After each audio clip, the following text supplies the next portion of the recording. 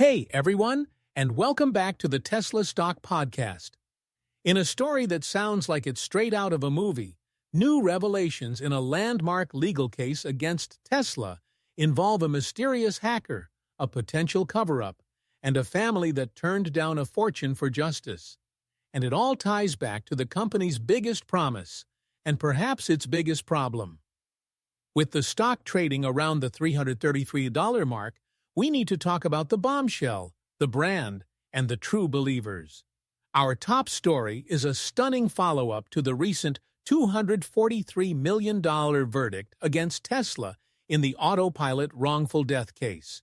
To recap, the case centered on a tragic 2019 crash in Florida that killed a 22-year-old woman and seriously injured her boyfriend. Now, new revelations have emerged about the courtroom battle. The plaintiff's attorney has confirmed that their case was complicated by Tesla's initial claim that it could not locate the vehicle's critical crash data, including video footage. So the attorney did something extraordinary. He hired an anonymous hacker to recover the missing data from the car. Shortly after the hacker successfully retrieved the data, Tesla suddenly claimed it was now able to locate the very same data on its own servers, a reversal the plaintiff's attorney remains deeply skeptical of. That recovered data proved pivotal in convincing the jury. The story also reveals that the victims' families were offered a significant settlement before the trial. A fortune, as their lawyer put it, but they turned it down. They wanted these facts to be heard by a jury to ensure accountability. This is an absolutely stunning development. The implication here is that Tesla may have been willing to let a wrongful death case proceed without critical evidence until they were forced into a corner by a third-party hacker. This isn't just about losing a court case. It's about a potential, deliberate obstruction that completely undermines any claims of transparency.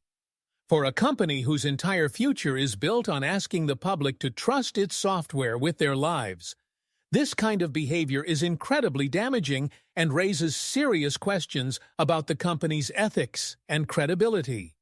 And it turns out, the public doesn't need a hacker to be skeptical of Tesla's self-driving claims.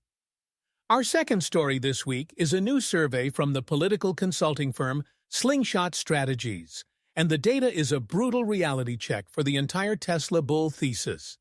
The survey of 8,000 Americans found that full self-driving is a net negative for the brand.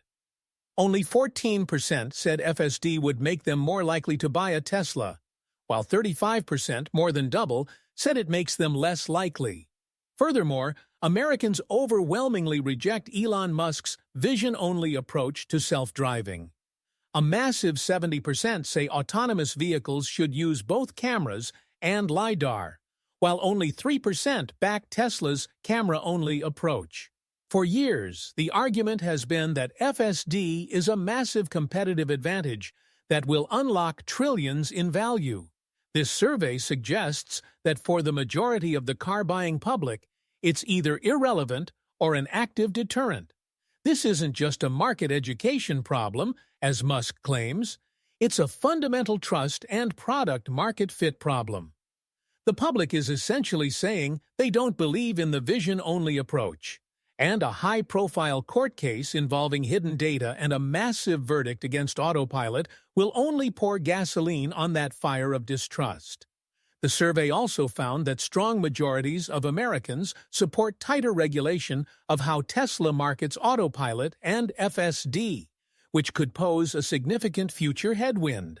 But while Tesla faces serious legal battles and growing public skepticism, it continues to command an incredibly loyal and dedicated fan base.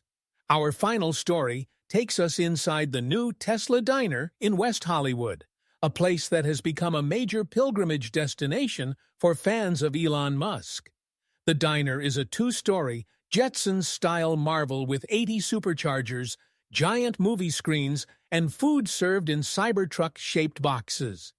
It's a physical embodiment of the Tesla brand, and for many, it's a place to chat with like-minded people.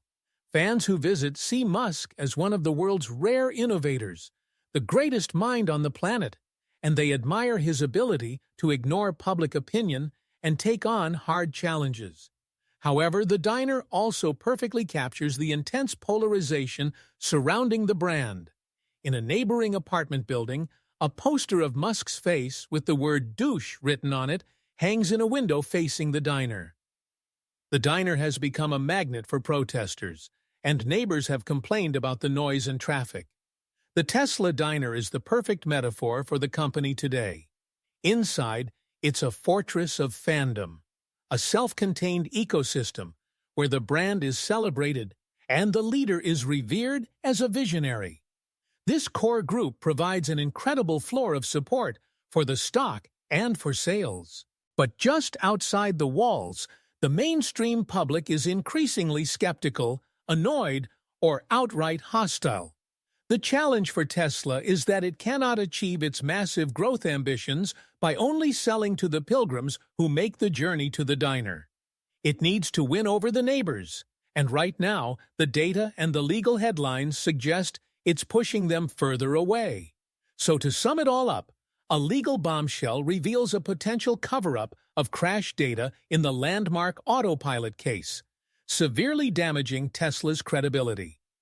New survey data shows the public is deeply skeptical of FSD and Tesla's brand in general, and the new Tesla diner perfectly illustrates the intense polarization between the company's die-hard fans and its growing number of critics.